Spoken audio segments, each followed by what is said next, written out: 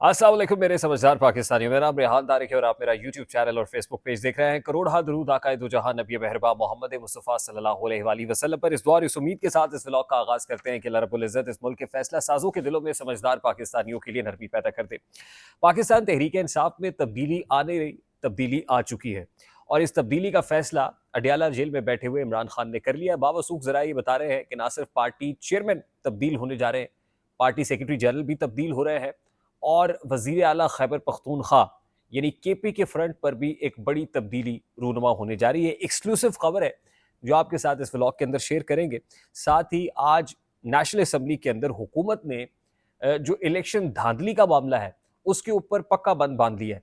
यानी पहले तो ऑर्डिनेंस इशू किया गया था, इलेक्शन तरमीमी ऑर्डिनेंस, इलेक्शन एक्ट के अंदर तब्दीली की गई थी। अब पार्लियामान से ये बिल भी मंजूर करा के काम पक्का कर लिया है। यानी इस्टेब्लिशमेंट ने जो हुकूमत को पैगाम दिया हुआ है, वाज़ेह पैगाम कि आप पार्लियामान का फोरम एक्सरसाइज करें, ये प्लेटफॉर्म एक्सरसाइज करें। वो ऑपरेशन करना है, वो विजन लेके आना है, कोई स्ट्रैटेजी लेके आनी है, वो आइन में तरमीम करनी है, वो ऑपोजिशन को खुडे लाइन लगाना है, वो जजेस को एक्सटेंशन देनी है, वो किसी किस्म का भी मामला है तो बिल्कुल उसी अंदाज में जिस तरह 16 माह की पीडीएम हुकूमत में पार्लियामान का फोरम एक्सरसाइज करते हुए करारदादें मंजूर की गई और वहां से इंडोर्समेंट लेके फैसले किए गए, तो इस्टेब्लिशमेंट ने कह दिया है कि आपने जो करना है वो पार्लियामान के फोरम से करें क्योंकि वहां लेजिटिमेसी ज्यादा है। बावजूद इसके कि पाकिस्तान मुस्लिम लीग नून खुद 2023 के अंदर एक तरमीम लेकर आई थी और उसमें यह वाजे कर दिया गया था कि कोई रिटायर्ड जज इलेक्शन ट्राइब्यूनल का सरबरा नहीं हो सकता। लेकिन यहां पर जो हाजिर सर्विस जजेस हैं जैसे जस्टिस तारिक महमूद जहांगीरी है, उन्होंने हुकूमत को ऐसी नथ डाली है कि हुकूमत ने पहले ऑर्डिनेंस पेश किया और अब बिल मंजूर करा के पक्का पक्का काम कर लिया है। और उसमें जो जवाब आज आजम नजीर तारड़ साहब ने पार्लियामान के फ्लोर पर पेश किया, वो ये कहते हैं कि जो हाजिर सर्विस जजेस हैं उनके पास वक्त नहीं होता, उनके पास करने को और बहुत सारे केसेस होते हैं, इसलिए मुनासिब वक्त के ऊपर, अप्रोप्रिएट टाइम के ऊपर, क्योंकि वो फिर पिटिशंस जो पड़ी होती है ट्राइब्यूनल्स के अंदर वो लैप्स हो जाती हैं, वक्त बहुत गुजर जाता है, उस पर मुनासिब वक्त पर फैसला नहीं आ पाता है, तो इसलिए हमने इसको इसको इस पर बंद बांधा है और कहा है कि रिटायर्ड जजेस को भी आप ट्राइब्यूनल का सरबराह लगा सकते हैं। तो आप अंदाजा कर सकते हैं कि हुकूमत की मजबूरी क्या है या प्रॉब्लम क्या है। लेकिन साथ ही आज ये खबर मैंने आपके साथ शेयर की थी कि इस्लामाबाद के 3 हलकों जहां का मसला बना हुआ है और 3 एमएनएज पाकिस्तान मुस्लिम लीग नून के जहां से जीते हैं, उन 3 एमएनएज ने भी मुस्ताफी होने का फैसला किया हुआ है। अब मुस्ताफी होने का ये फैसला नवाज शरीफ साहब या शहबाज शरीफ साहब मानते हैं या नहीं मानते, ये बात की बात है, लेकिन मुस्ताफी होके बाई इलेक्शन में जाने का फैसला इसलिए किया था कि अगर यहाँ कंट्रोवर्सी बन रही है और ट्राइब्यूनल का रफड़ पड़ रहा है, ये रौला पड़ा हुआ है, तो हम दोबारा जीत के आते हैं, उससे हमारी लेजिटिमेसी बढ़ जाएगी। खैर ये बात की बात है। एक और इम्पॉर्टेंट खबर है और उस खबर का ताल्लुक खैबर पख्तूनख्वा से है। खैबर पख्तूनख्वा के गवर्नर जनाब फैसल करीम कुंडी साहब, रिपोर्टेडली उनकी जाती घर का जो बिल है वो 21 लाख रुपए आया। जो जाती रिहाइश गाह है उसमें जो बिजली का बिल है वो 21 लाख रुपए आया। तो मौसूफ ने एक काम किया और मौसूफ ने यह किया कि उस जाती घर को सरकारी रिहाइशगाह डिक्लेयर कर दिया। अब 21 लाख बिल आए या वो 42 लाख आए या 1 करोड़ रुपया बिजली का बिल आए, अब वो सरकार के खाते में है। तो बड़ी बारीक वारदात डाली है कि 21 लाख बिल आया और आपने उसको कैंप हाउस या सरकारी रिहाइशगाह डिक्लेयर कर दिया।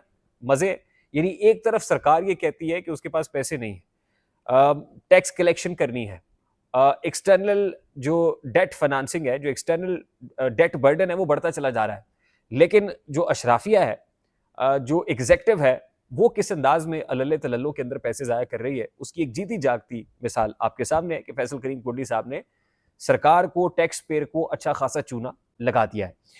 अच्छा, अब वो तीसरी खबर जो बुनियादी तौर पे पहली खबर है हमारे व्लॉग की, उसकी तरफ आते हैं और मामला ये है कि सबसे पहले तो पाकिस्तान तहरीक इंसाफ ये कह रही है कि उमर अयूब साहब ने इसलिए इस्तीफा दिया है कि वो ये समझते हैं कि दो काम वो इकट्ठे नहीं कर सकते, उन पे बर्डन बहुत ज्यादा है कि वो मरकजी सेक्रेटरी जनरल भी है और उसके साथ ऑपोजिशन लीडर भी है पार्लियामान के अंदर, तो ये वजह बताई जा रही है, लेकिन वजह ऐसी है नहीं। जरा ये कह रहे हैं कि 20 जून को एक मुलाकात हुई, शिबली फराज साहब इमरान खान से मिल के आए, तो इमरान खान साहब ने शिबली फराज के कान में ये पैगाम पहुंचाया कि जाके उमर अयूब से कह दो कि सेक्रेटरी जनरल के ओहदे से मुस्ताफी हो जाए। और रिपोर्टेडली 20 जून को जब शिबली फराज ने यह पैगाम उमर अयूब तक पहुंचाया तो दोनों के दरमियान खासी बहस भी हुई। ये उसी का शाखसाना है कि 22 तारीख को एक इस्तीफा शिबली फराज साहब ने, जो पार्टी चेयरमैन है बैरिस्टर गौहर साहब, उनको दे दिया कि खान साहब ने अगर ये कहा है तो जाहिर है ये तो मामले मजबूरी करना पड़ेगा। तो बैरिस्टर गौहर तक 22 जून को वो इस्तीफा पहुंचा और उसके बाद गुज़श्ता रोज़ जो है वो खान साहब ने ये इस्तीफ़ा मंजूर किया। यानी ये इस्तीफ़ा लिया गया है, ये इस्तीफ़ा दिया नहीं गया। इस वक़्त पूरी तहरीक-ए-इंसाफ में या कुछ लोग ये पोज़ कर रहे हैं कि ये इस्तीफ़ा जो है वो उमर अय्यूब साहब ने अपनी ज़ाती मसरूफ़ियत की वजह से दिया। और अगर यही वजह थी कि उमर अय्यूब ये कहते हैं कि जी 2 काम इकट्ठे नहीं हो सकते या पार्टी पॉलिसी ये है कि 2-2 काम एक बंदे को नहीं देने, तो फिर उसकी एग्ज़ाम्पल एक और है। खैबर पख्तूनख्वा के वज़ीर आला अली अमीन गंडापुर साहब, वो सदर भी हैं केपी के फ्रंट पे और वो वज़ीर आला भी हैं। तो अगर तो 2 काम नहीं हो सकते तो फिर केपी का वज़ीर आला 2-2 काम कैसे कर रहा है? ठीक? तो इसलिए सेक्रेटरी जनरल तब्दील होने जा रहा है। अब तो होना ही है, ज़ाहिर है इस्तीफ़ा आया और मंजूर भी कर लिया गया। दूसरी इंपॉर्टेंट चीज़ ये कि बैरिस्टर गौहर जो इस वक्त पार्टी के चेयरमैन है, तहरीक-ए-इंसाफ के चेयरमैन है, ज़रा ये बता रहे हैं कि उनसे भी चेयरमैनशिप वापस ली जा रही है और जो बड़े ब्राइट कैंडिडेट हैं फॉर चेयरमैनशिप वो साबिक सदर डॉक्टर आरिफ अलवी साहब हैं।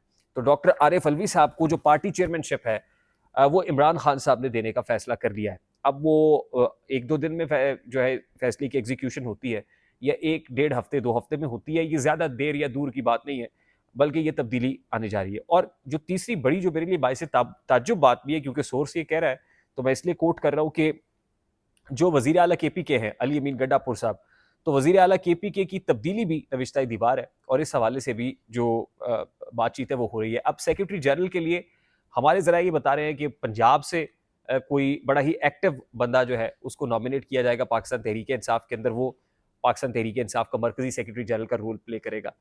और केपी में वज़ारत आला के लिए ये ओहदा किसको सौंपना है, इस हवाले से खान साहब फैसला करेंगे कि क्या होगा, क्योंकि अली अमीन गंडापुर को जो टास्क दिया गया था, मैंने बताया था ना कि सैंडविच बने हुए एस्टैब्लिशमेंट और इमरान खान के माबैन। अली अमीन गंडापुर के लिए बड़ा मुश्किल है कि वो किस एंड को चूज़ करे। तो अब जो नज़ला है एस्टैब्लिशमेंट की तरफ से भी गिर रहा है कि ना तो डीजीआईएसआई फ़ोन पिक कर रहे हैं, ना एस्टैब्लिशमेंट कोई मैसेज का जवाब दे रही है और ना इमरान खान साहब को अली अमीन गंडापुर जो कर सकते थे, वो समझते हैं कि उन्होंने किया है। तो दोनों तरफ है आग बराबर लगी हुई।